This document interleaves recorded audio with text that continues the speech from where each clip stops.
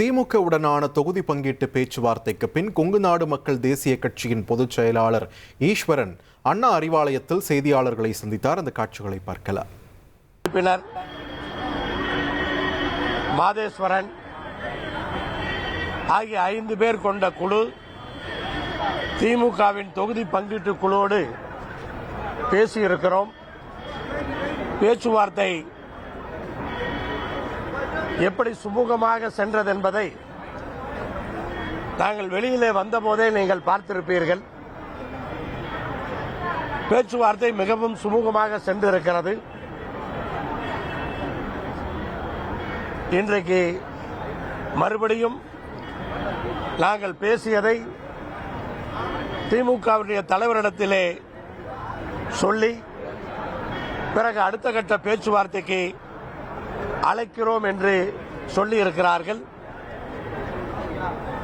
அந்த அழைப்புக்காக நாங்கள் காத்திருப்போம். எத்தனை இடங்கள் என்ன கோரிக்கை முன் வச்சீங்க? அந்த மாதிரி 3 இடங்களை போட்டிருந்தீங்க, இந்த மாதிரி கூடுதலாக கேட்குறீங்க, அவங்க ஏதாவது சொன்னாங்களா?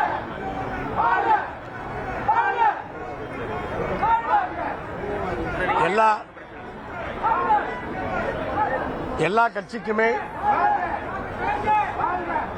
சென்ற தேர்தலிலே போட்டியிட்டதை விட கூடுதல் தொகுதிகளிலே போட்டியிட வேண்டும் என்பது இயற்கையாக இருக்கின்ற எண்ணம்.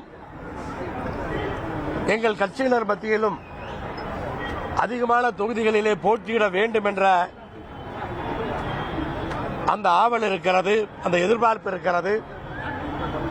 அதற்கு தகுந்தாற் போல தொகுதிகளை கூட்டணி பேசுகின்ற குழுவிடத்திலே நாங்கள் தெரிவித்திருக்கிறோம், விவரங்களை பேசியிருக்கிறோம். அவர்களும் பொறுமையோடு கேட்டு தலைவரிடத்திலே பேசிவிட்டு முடிவுகளை சொல்லுகிறோம் என்று சொல்லியிருக்கிறார்கள்.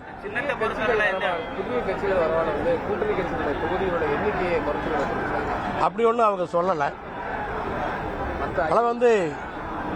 இந்த கூட்டணி பேச்சுவார்த்தையை பொறுத்தவரை ஒவ்வொரு பகுதியிலும் அந்த வெற்றி வாய்ப்புகளை அதிகப்படுத்துவதற்காக எவ்வளவு தொகுதிகளை கொங்குநாடு மக்கள் தேசிய கட்சிக்கு கொடுத்தால் கொங்கு மண்டலத்திலே நம்முடைய வெற்றி வாய்ப்புகள் அதிகமாகும் என்பதையெல்லாம் ஆலோசித்து அவர்கள் முடிவுகளை எடுப்பார்கள். அதை பற்றி இப்போது பேசவில்லை. முதலிலே எண்ணிக்கை முடிவான பின்னால்தான் அதை பற்றிய பேச்சுக்கள் இருக்கும்.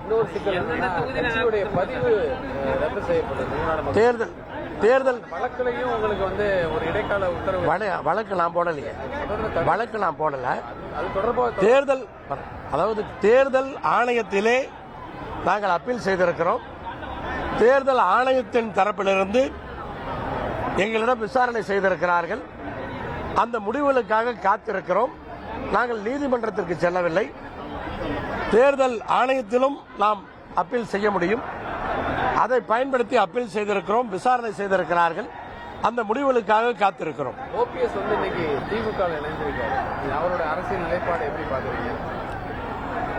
உங்கள் தந்தி1 தொலைக்காட்சியில் காதலும் கலகலப்பும் நிறைந்த ஒரு புத்தம் புதிய ஃபேண்டசி தொடர் ராஜா ராணி தினமும் இரவு 8 மணிக்கு.